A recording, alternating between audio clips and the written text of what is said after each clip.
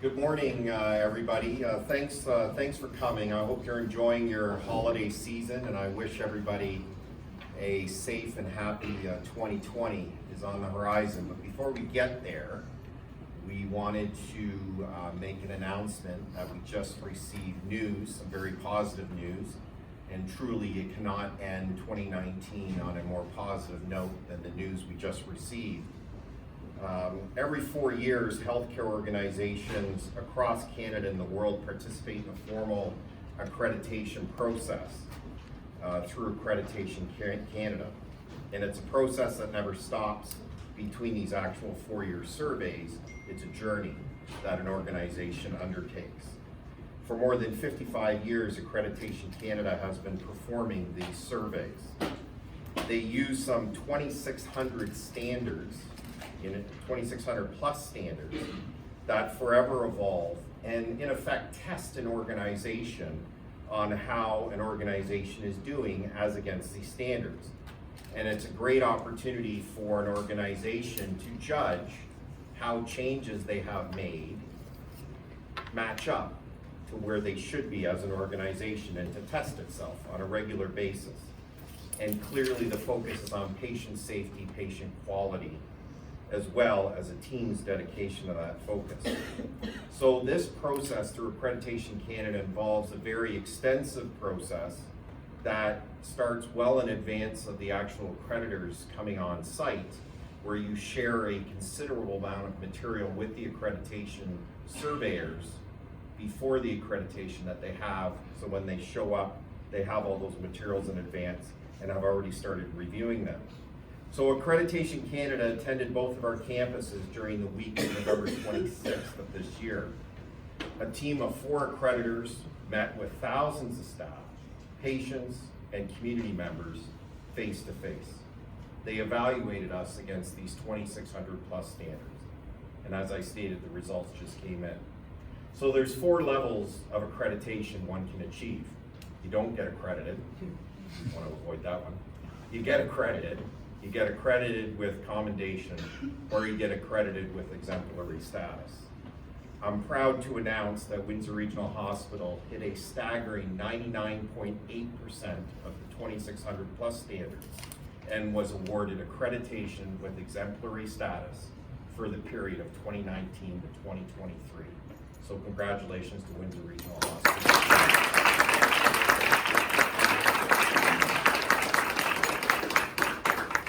So today, our board chair, Dan Wilson, our chief of staff, Dr. Wasim Saad, as well as Karen McCullough, our CNE Chief Operating Officer, are going to review with you and go through a summary that Accreditation Canada put together that summarizes their findings here at Windsor Regional Hospital and how they came to the conclusion that we hit 99.8, I can't say that number enough, 99.8%. And I said this to the team earlier on. There's the keeners in the audience that want to know who is the 0.2%. We'll get to that. It's not a big deal, and it has a lot to do actually with our physical space and our physical infrastructure here at the hospital. But that's not why we're here today. So again, without further ado, I want to hand it off to our board chair, Mr. Dan Wilson, who will comment about the report.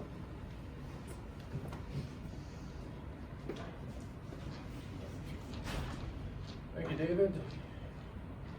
Morning, everyone. Thank you all for coming. It gives me a great deal of pleasure to share with you some of the results from the accreditation summary report. What I'll be doing is hitting some of the highlights and actually borrowing some of the text right out of the report summary. So the report that I'd like to start with, the area I'd like to report on first, right here, says that the regional hospital has made its mission outstanding care, no exceptions, a priority and cornerstone in everything it does. And so what that statement says a great deal, because that is what everyone in this organization strives to do on every shift, every day, every year. Next, says that the governance structures that provide oversight to monitor quality indicators and action plans are impressive. And by the way, all the governance standards were met. The organization's impressive improvements, that is from the last accreditation report, are acknowledged. The report goes on to say that the board of directors, leaders, staff, physicians, and volunteers demonstrated genuine commitment to quality, patient safety, risk management, ethical decision-making, and patient and family-centered care. The organization built upon the recommendations and outcomes of the last on-site review accreditation that took place in 2015 and made good programs and processes even better. And one of the examples they referenced was the risk management, the enterprise risk management process, which was significantly strengthened and integrated fully into the quality and safety reporting mechanisms. They noted that board members are extremely knowledgeable in evidence-based governance strategies. The accreditation team complimented Windsor Regional Hospital on the process it uses for the recruitment of community members to serve on the finance committee and the quality of care committee. And also they complimented us on the practice of taking that when there are vacancies that come up on the board of directors, that we recruit from those community members who are already serving on the finance or quality of care committee.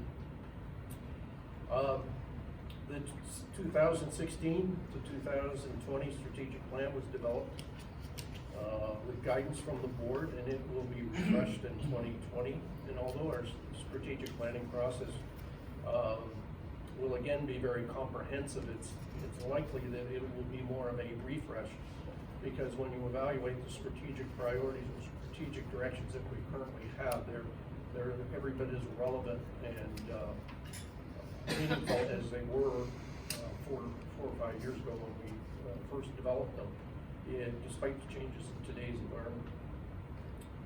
The report goes on to say that the goals and activities are aligned with these priorities, meaning the strategic priorities, and reporting accountabilities involve all levels of the organization. The organization's mission, vision, and values are integrated into daily activities, and if you've been around here long enough to know, you know that is the truth. And the mission, vision, and values are foundational to the organization's recruitment and performance activities. By the way, for those who may not know or remember, by the way, our mission is to deliver an outstanding patient care experience driven by a passionate commitment to excellence. And our vision is outstanding care, no exceptions. And just as a reminder, our core values spell out the word care: compassionate, accountable, respectful, exceptional. The report goes on to say that the board receives updates on the strategic plan activities through scorecard reporting structure. And in addition to that, as part of that, we get a monthly CEO report that provides us with updates on each of the strategic priorities and the progress we're making towards them. The accreditation report also notes that since the realignment in 2013, the organization's been challenged with the Ministry of Health funding formula. While this is true, and although our funding challenges have been fully resolved, our issues there, in large part, have been addressed following extensive and positive collaboration between the Ministry of Health and Windsor Regional Hospital.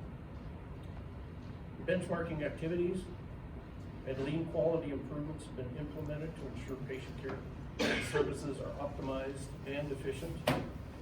And towards the end, last but certainly not least, is a comment that the CEO, David Boucher, is highly visible in the organization and is well respected. And that is critical to the success of Windsor Regional Hospital. And can wear a mouse. And you can wear a mouse. So in summary, I would just like to say we're all very pleased with the 2019 accreditation review results. But it's Windsor Regional Hospital's intention to do 3 things, I would say, and that is to keep on learning. To keep on learning from our patients and their families, our physicians and our staff, and as well as healthcare providers in our community and beyond. Secondly is to keep evaluating ourselves, and that is evaluating ourselves through benchmarking activities as well as self-evaluations and self-assessments, and then periodic third-party reviews such as this accreditation report. And thirdly, our intention is to just keep getting better and better and better at providing compassionate, safe, quality care to the patients and families of the communities that are served by Windsor Regional Hospital. So it's a journey, but the designation that we've received verifies that Windsor Regional Hospital is on the right path on our journey in pursuit of excellence in patient care, patient safety. So with that, I'll turn it over to Dr. Saab.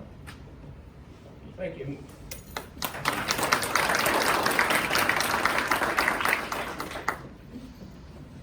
Thank you, Dan.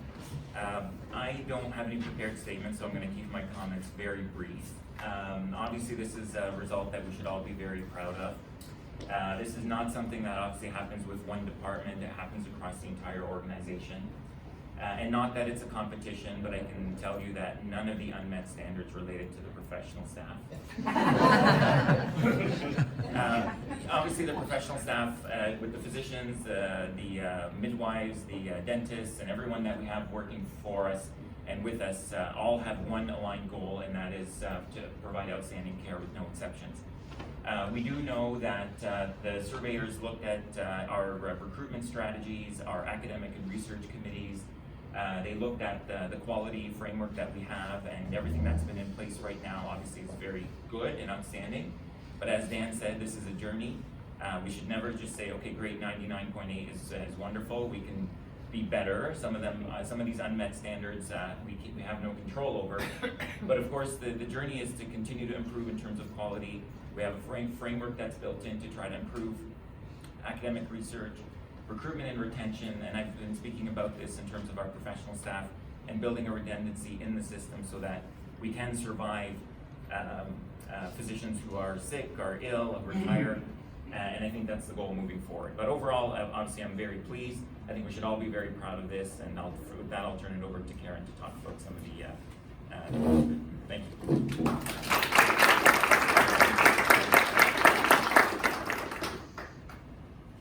Thank you. I very rarely have prepared notes.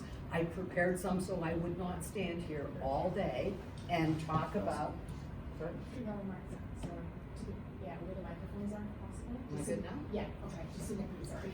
I don't want to stand here all day because many know I could and talk about the results from the survey. I think the most important point to myself and the team is to have Windsor Regional's mission and vision statement validated. To have external experts come in and to say categorically, Windsor Regional Hospital lives their mission of providing outstanding care, no exceptions, and there was evidence of that seen everywhere they went.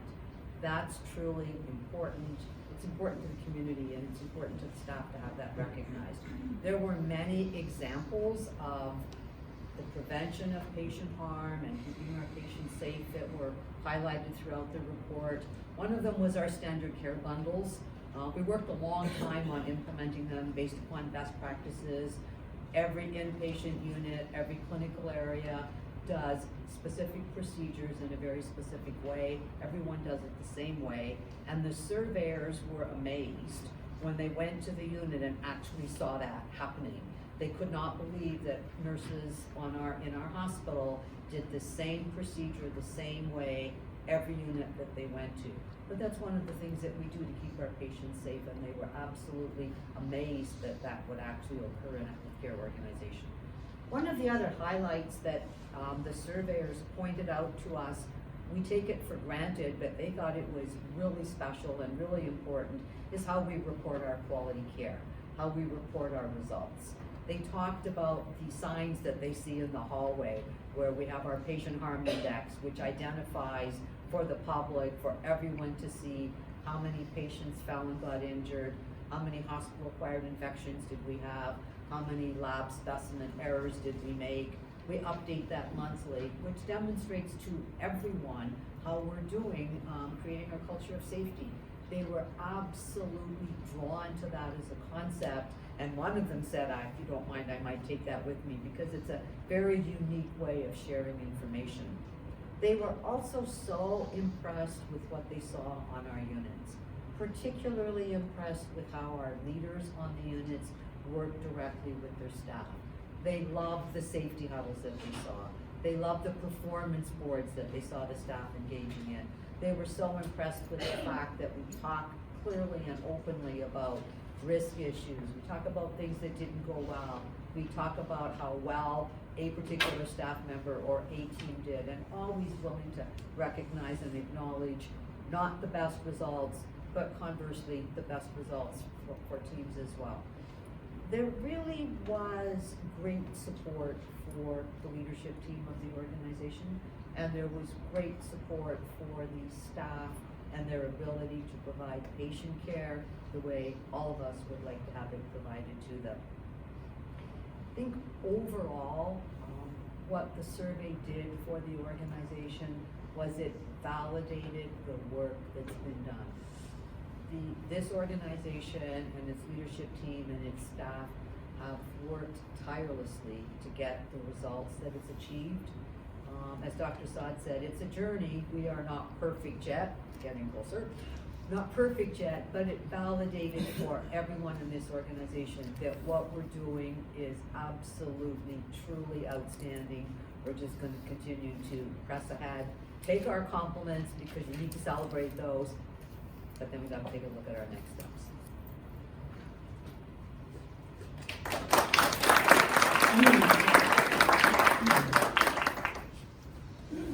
So clearly, thank you, Dan, Dr. Saad, and Karen, for your comments. And I just want, for the staff members who are here, we're going to have a celebration starting the week of January 6th. So we're going to celebrate this all together. So stay tuned. There's much more coming with respect to celebrating with the team and celebrating the results. But this is because of the team at Windsor Regional Hospital. As Dr. Saad stated, it's not one particular individual or group that made this occur. It's everybody rowing in the same direction that made this occur for the organization. And to have an outside organization come in and verify that means a lot for the organization and for our community moving forward. Clearly, as you heard by every single person, it's a journey and it doesn't stop. So we're going to celebrate. We're going to pat ourselves on the back a little bit. I'm going to pat you on the back, and then we keep going, as we know. We're going to even get better and better and better. But we're on the right track, and all the hard work you have done individually and collectively has been verified that we are on the right track as an organization during some very difficult and stressful times in healthcare. But it's a hell of a way to end 2019 and technically to start a new decade, which is 2020. So congratulations to ending a decade the way you have done it. Can't be prouder to be part of the team at Windsor Regional Hospital as I am today. So thank you so much for everything you do and everything you accomplish. So congratulations, and I wish you again a very happy New Year, safe New Year. Everyone be safe because the weather's going to go a little dicey over the next 24, 48 hours, of course. So let's just be safe. That's the most critical thing, because we need all of you back here starting January 1st, because we all know what happens. Right now, it's interesting times in healthcare at this time of the year. And get your flu shot. That's the last thing is, folks, we got to stress it. Anyone come into our ED with flu symptoms, guess what they didn't get? They didn't get their flu vaccine. 100% of them did. So that's just not here. You go on the internet, you hear that from everybody. Get your flu shot. It's a very good match this year. Please get it. It's very important to get your flu shot. Okay? Keep safe. So if there's any questions. I'm gonna sound like my mother right now, but where did the 0.2% go? Why not 100%? You sound like Teresina, what happened is, when I first announced it, there was 0.2. You know, so there was 5 out of the 2,600, there's 2,615 standards, 5 were not met. And lo and behold, this is not why it's about, what this is about. Okay, because I know there's some people out there that wanna focus on this, it's not the focus on this. It has a result of our physical structure. Is there certain things we can't do because of the way we're physically set up? So it has to do with our diagnostic imaging space here at Met Campus and some physical layout issues that we're gonna struggle with complying with. We're gonna try to work through it, but at the end of the day, it's not something we weren't aware of, it's just, and that's commented in the report, is what our staff does on a daily basis to work in these environments that they work in while providing the patient care they're providing was highlighted as incredible for the accreditation team to see it. To a point that they couldn't believe what the shape the facilities were in the sense of how the staff has worked so hard to do the best they can with what they're dealing with. They were very impressed with that when they did their tours and saw the things, but they still commented, you know, in certain rooms, a physician can touch 5 patients at once while he or she's in the room. So, you know, talk about care, or patient confidentiality, or privacy, let alone the bathroom situation. I can go on and on and on and on. I mean, someone, you know, the other day tweeted out, there's black spots on the wall. Well, just where you're here, those black spots are caused by the hand sanitizer.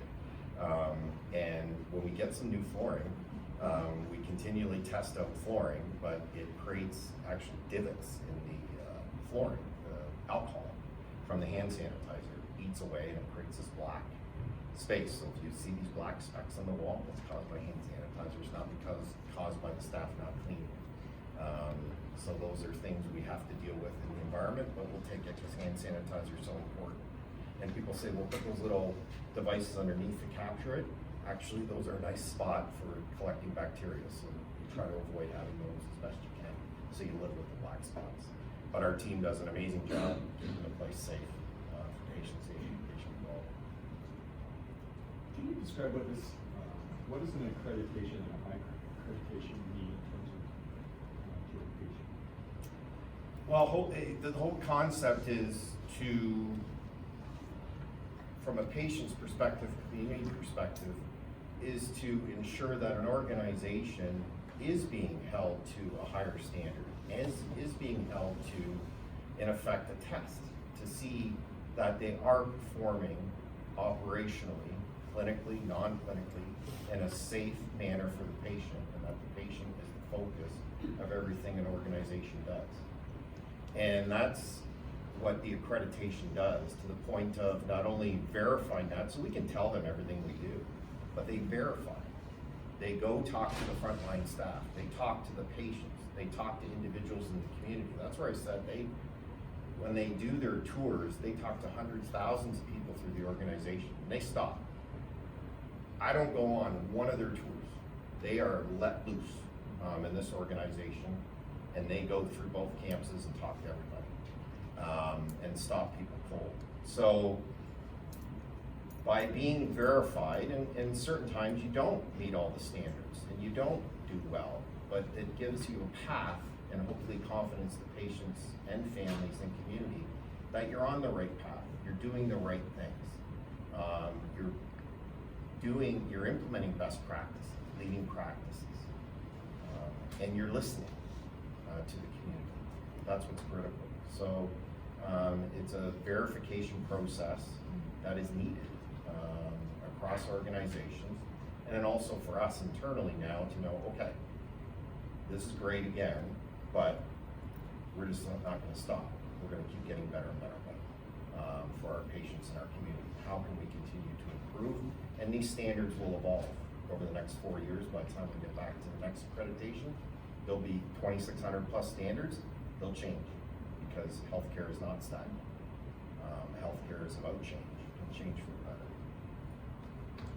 Is this how often do you get an exemplary standing? Like, do you usually get an exemplary, or is this the first time? No, so historically, the accreditation right before the realignment, so right before 2013, so we had an accreditation in 2011. Windsor Regional Hospital got exemplary status. The one after accreditation in 2015, after realignment, we got accreditation with commendation. So now we're back to accreditation with exemplary status. So from the data, less than 30% of the organizations that are accredited get accreditation with exemplary status. So it's not handed out like, and there's certain tests you have to meet, certain percentages you have to meet with respect to the standards, which of course 99.8% meets. And is it something that you have to have? Like if you fail, You're in trouble. Like ultimately, a hospital has to be accredited. Yes, we are mandated to be accredited, especially with our relationship with the Schulich Medical School. We're mandated to be accredited, we're mandated to be accredited by Accreditation Canada. And even though they're called Accreditation Canada, they accredit organizations worldwide.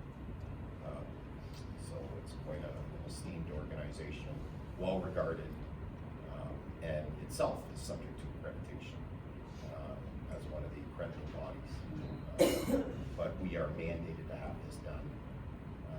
All healthcare organizations, especially hospitals in the province of Ontario, are mandated to have it done. So it's something we cannot avoid. Are you aware the week that they come, like you're given notice of when? Yeah, it's set, so they physically show up, but again, it's not set to just that week. There's a whole bunch of stuff, like, I can't tell you how many thousands of questions we have to answer in advance and provide documentation proof. You just can't provide an answer, you gotta show it.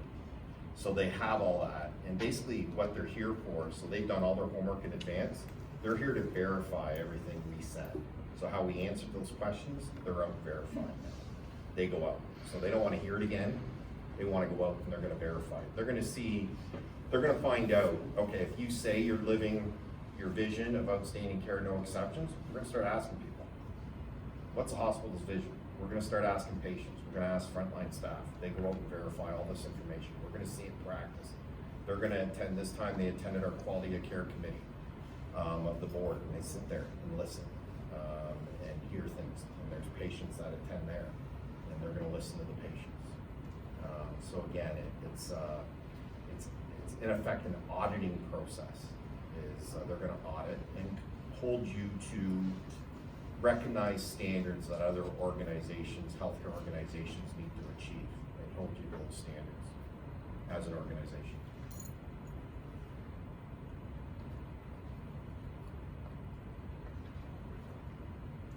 Anything back?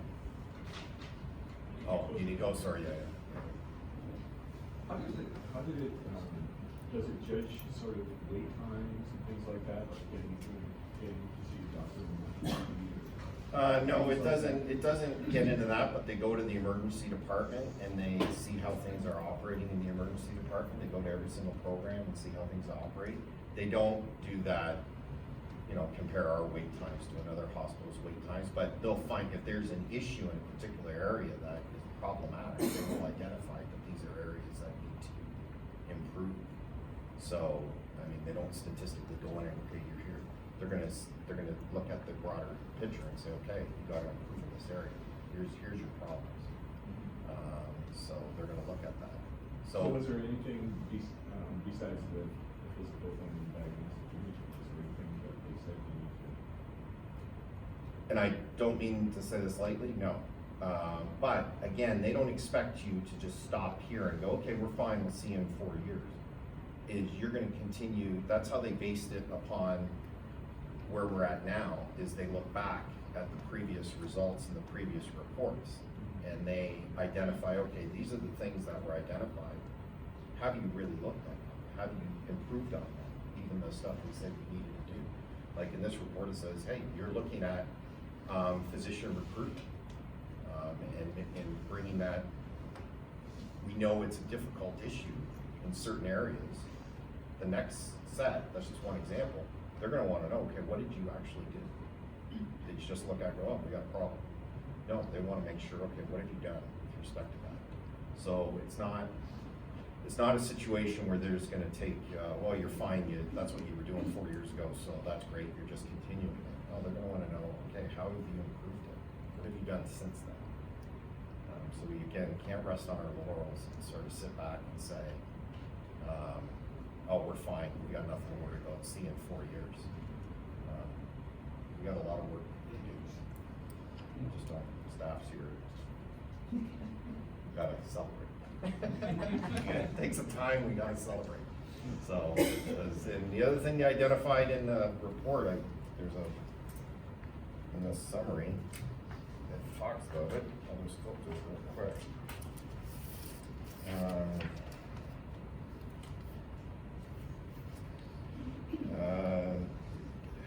It's the 4th page, 2nd full paragraph, where it talks about physician engagement's encouraging, physician manpower plan, leader span of control is regularly monitored and supported with decision support, business analysts and clinical practice managers are assisted. But it says the organization is encouraged to continue to monitor the workload of its leaders, staff, and physicians because there is a real risk of change fatigue and burnout. That's a concern. These people are working their butts off for the patients in our community, and the pressures are greater and greater and greater and greater. And the resources, unfortunately, we're not alone with this, are tighter and tighter and tighter and tighter. And the first thing, any review you have independently, people look at is, okay, how much money are you spending on overhead? What's your, I can tell you, our overhead is one of the lowest in the province of Ontario. That's been verified over and over again. So as a result, the accreditation team noted, hey, you gotta balance that out. There's a risk. And that's a difficult issue that we face. So we got to deal with that on a daily basis. But that's the team in the room and the team on the floors. It's tough. It's not easy. Not easy at all. But they've identified the change fatigue and the risk of burnouts real. Okay. Were any of the factors looked at in terms of the limitations of having 2 different campuses and the in-house transportation of patients throughout the year from one campus to the other? Yeah, they identified that the struggles were faced. They knew there's a whole plan out there and a vision towards where we need to go. And that was part of their identification of the work we're doing is where we're what we call standardization and optimizing our operations to not only between the 2 campuses, try to standardize them, but move towards bringing them in-house under one roof. And they identified that it's a struggle, it's a daily struggle. I mean, technically it's a struggle for the accreditation team because they have to come in and they have to attend both campuses. And it's difficult. They're here from the crack of dawn till well into the evening for the whole week physically, trying to get through these both campuses, and there's 4 of them, and they, physician backgrounds, nursing backgrounds, diagnostic, clinical area backgrounds, administrative backgrounds, so it's a wide range of accreditation backgrounds. And they themselves struggle with what we have to do here. So again, I don't want to make it about that issue today, but they recognize that in their report and what they visualize in their discussions with patients. I mean, the bathroom situations and the various issues, but they commended the staff again on what they do in trying to keep things moving, focusing on the patient, focusing on the family. So they truly commended staff for that. even though they face that on a daily basis. But they know there's vision, they know that's hopefully where we'll get to, and maybe we'll be better. By the next accreditation, be a lot closer to that eventual end result, so we'll see. That's where we gotta get to. We have no choice. I don't know, we'll see. Did I miss anything about? No, in terms of the facilities or? Yeah.